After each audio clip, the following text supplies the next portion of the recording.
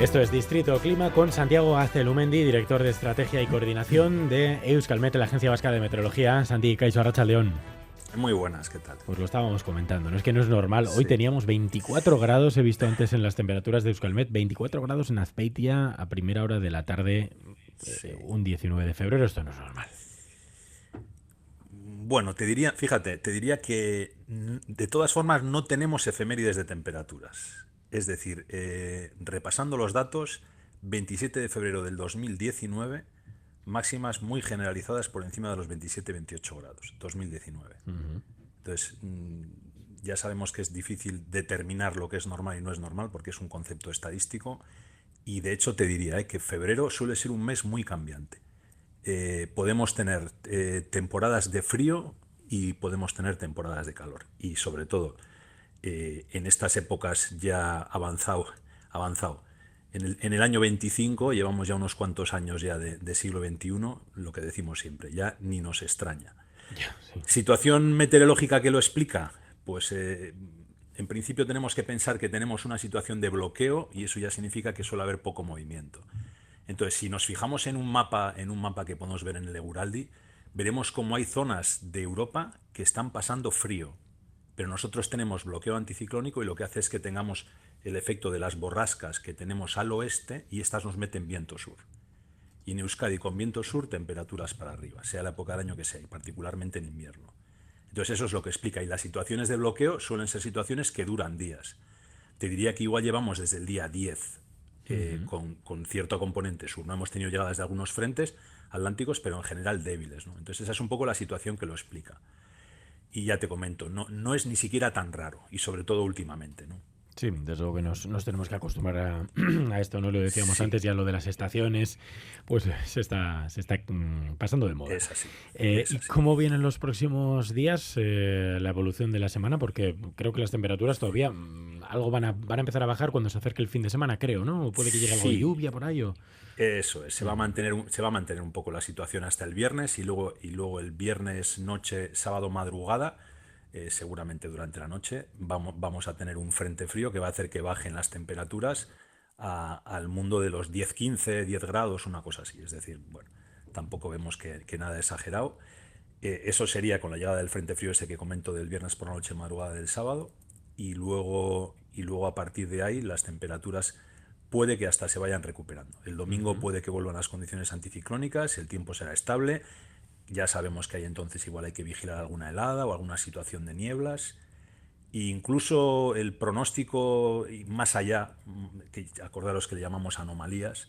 Esta semana, por cierto, el pronóstico de anomalías ya decía que iba a estar muy por encima de lo normal, con 3-6 grados, incluso se ha quedado corto, ¿no? Eso ya se veía. Pues la semana del 24 de febrero al 3 de marzo las anomalías están indicando temperaturas también por encima de lo normal, pero ahora 1 o 3 grados, no tanto como esta semana. Y precipitaciones ligeramente por encima de lo normal. Y si nos vamos incluso más allá, acordaros que pierde un poco credibilidad, pero podemos saber incluso la semana del 3-10 de marzo, con modelos se puede llegar a aventurar, pues esta nos diría también de nuevo temperaturas por encima de lo normal, 1 o 3 grados, no como esta, que os insisto que han sido incluso mayores, pero los sistemas de predicción a semana daban 3-6 grados de anomalía, o sea, bastante acertados en este caso. Sí, sí. Entonces vemos que no cambia, en el horizonte de 2 semanas no cambia, fundamentalmente situación parecida. Aunque importante, volvemos a una situación más de tener que ir viendo los frentes que nos van a ir afectando, es decir, algún frente igual nos roza, nos deja precipitación, volvemos a viento sur, pero preocupándonos también un poco del norte. Pero bueno, Sí, que no viene una gran nevada, no viene de no, repente ahora. Veremos qué no, pasa porque el tiempo está tan loco que a lo mejor en no. marzo nos llega, pero de momento no. Pues no te extrañe. Claro, Sí. podría. Fijaros que el frente de este fin de semana, por ejemplo, en Pirineos, imaginaos, la cota igual sí estará rondando un poco por encima de 1500. Puede que deje nieve, pero no son grandes cantidades, 20 centímetros, una cosa así. Y habrá que ver lo que Sí, pasa al final. pues lo iremos contando. Santi, hoy queríamos hablar de la capa de ozono. ¿Qué es la capa de ozono de la que tantas veces hemos hablado? Que hay quien dice que parece que se está recuperando, pero bueno, ¿qué es la capa de ozono Sí. y por qué es tan importante para nosotros y para la vida? Capa de ozono, pues una capa, recordemos que la Tierra la tenemos que ver particularmente la atmósfera como una cebolla con diferentes capas, ¿no? que tienen nombres. Vivimos en la troposfera, hay una cosa por encima que se llama estratosfera, que está entre unos 10 y 50 kilómetros, ahí está la capa de ozono. Y se llama capa de ozono porque su característica fundamental es que las moléculas de oxígeno ahí tienen reacciones químicas y fotoquímicas, hace falta luz, particularmente ultravioleta, y el resultado final es la generación de ozono.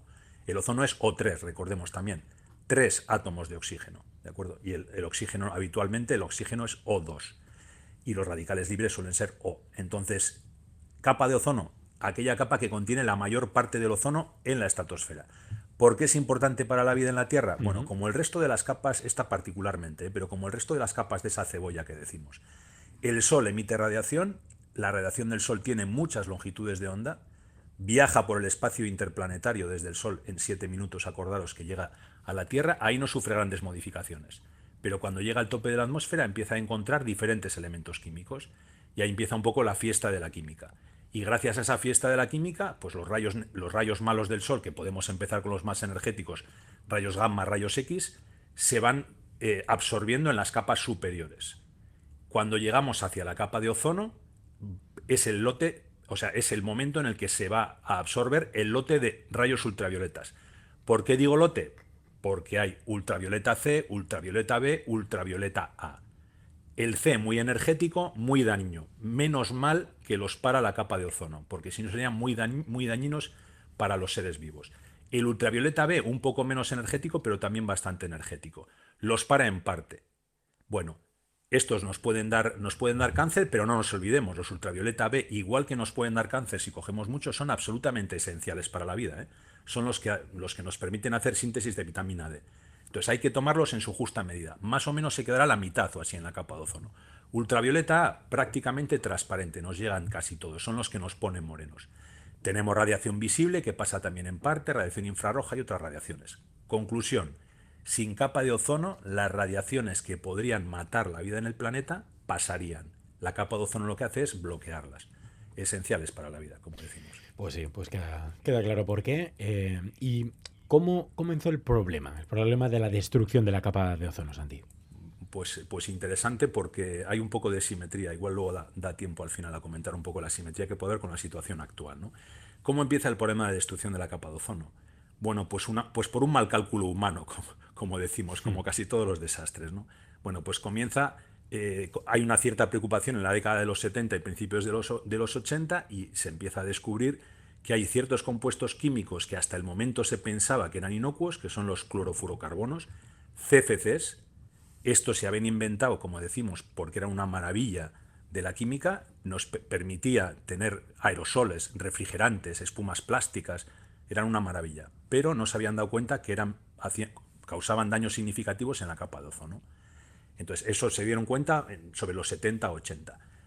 ¿Qué les pasa a los CFCs? Pues que tienden a no reaccionar muy rápido con los resto de elementos, ¿no? Entonces tienen tiempos de residencia, es decir, viven en la atmósfera sin hacer gran cosa, pueden estar 100 años. Les da mucho tiempo a dispersarse, a mezclarse, y entonces llegan a la estratosfera. Y ahí es donde viene de nuevo otra fiesta de la química y los CFCs contienen cloro. En ciertas condiciones se libera una partícula de cloro y ese cloro que queda libre es capaz de acabar con hasta 100 moléculas de ozono, de ese O3 protector. Por una que entre de cloro, 100.000 de ozono que se destruyen en reacciones químicas sucesivas, ¿no? Entonces, bueno, es letal en esas capas. Y ahí es cuando descubren en el 85, ya constatan por instrumentación, cómo particularmente en la Antártida está lo que se conoció en su momento y todavía se conoce como agujero de ozono, que es una zona, decimos agujero, pero es una zona en la cual hay un defecto de ozono manifiesto. Entonces eso por contraposición con el entorno tiene esa visualización de agujero de ozono, ¿no? Muy poco espesor de ozono hay. ¿Y por qué? ¿Por qué fundamentalmente en la Antártida? También explica alguna otra cosa de la complejidad que hay en la atmósfera, ¿no? Porque cuando intervienen reacciones químicas y este tipo de compuestos que tienen altos tiempos de residencia, les da tiempo a viajar y a participar también. Hay una fiesta química, pero también hay una fiesta dinámica en la atmósfera. Entonces, para explicar por qué pasa eso en la Antártida, primero tenemos que imaginar que están más o menos distribuidos los CFCs a lo largo de todo el globo, pero en la Antártida tenemos el vórtice polar y vientos circumpolares. Entonces, eso lo que hace es atrapar en cierta medida durante el invierno, atrapa los CFCs y les da tiempo a que reaccionen bajo ciertas condiciones en las nubes estratosféricas. Ahí se producen nubes estratosféricas. Son nubes con cristales de hielo por debajo de menos 78 grados. En esa superficie de los CFCs ahí también hay reacciones químicas y lo que van a hacer es causar precursores que luego, cuando llega el sol en la primavera austral, interaccionan con esos rayos ultravioleta que hemos dicho y empieza este desastre de por cada una de cloro 100.000 de ozono que se van al traste. Entonces es un conjunto de cosas que incluye la química y la física y la dinámica atmosférica. Uh-huh. ¿Y qué medidas se han tomado para mitigar la destrucción de la capa de ozono? Aquí también podemos ver un poco de simetrías. Famoso Tratado de Montreal de 1987. Después de un largo proceso en el cual uno se llega a concienciarse, empieza a haber presión también de la sociedad, los políticos empiezan a preocuparse, las industrias ya empiezan a ver que el problema, algunas industrias, que el problema es suyo. Se firma el Tratado de Montreal en el 87, como decimos, y se decide frenar e incluso en algunos casos eliminar los CFCs. Entonces, CFCs y otras sustancias agotadoras del ozono, que se decía entonces. Igual que ahora tenemos gases de efecto invernadero, hay sustancias agotadoras de ozono. Bueno, pues los halones, por ejemplo, todavía están dando problemas ahora. Esa se prohibió absolutamente su producción. Entonces hubo concienciación y así se empezó a remediar. Coste en acta también, como nos va a pasar con el cambio climático y el calentamiento global. O sea, la recuperación del agujero de ozono a su estado previo a que el humano empezara a inyectar CFCs de manera artificial en la atmósfera, pues nos espera hasta el 2060 o una cosa así. Entonces se ha ido recuperando poco a poco, pero no habrá recuperación total hasta el 2060 o así. Sí, pero es verdad que, bueno, pues poco a poco, ¿no? Empezó a recuperarse un poco en los 90 y poco a poco parece que va recuperándose, sí, ¿no? Luego hay años buenos, años malos, pero esto va para largo, sí. Todos estos problemas son para largo. Pues fíjate, en 2060, pero bueno, por lo menos va en la buena dirección, que ya es bastante, ¿no? Ahora mismo, ¿cuál es su situación? Pues como decimos, la tendencia empezó a estabilizarse en el 92. Hasta el 92 iba como un tiro hacia arriba.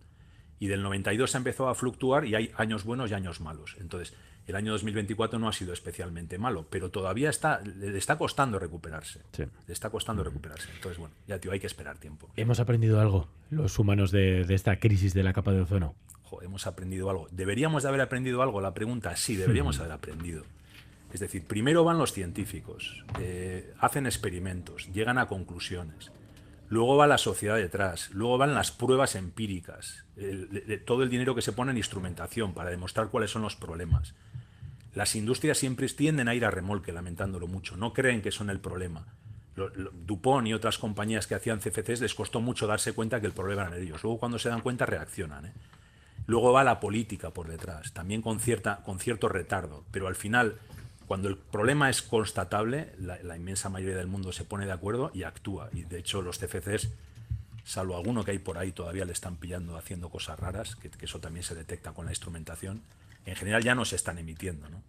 Entonces, bueno, ¿hemos aprendido algo? Pues te diría que deberíamos haber aprendido. Pero fíjate que la situación con el cambio climático es un poco así también, ¿no? O sea, está la inmensa mayoría de la ciencia, pues inmensa mayoría no, la ciencia completa ya está de acuerdo, la mayor parte de la sociedad está de acuerdo, la mayor parte de la política está de acuerdo, pero siempre queda alguien por ahí, ¿no? Sí. Mejor no hacerles ni publicidad. Mejor no hacerles publicidad. Pues mejor ni lo he nombrado. Un abrazo grande de Santiago Gastelumendi, director de Estrategia y Coordinación de Euskalmet. Hasta la semana que viene. Gracias a vosotros. Agur.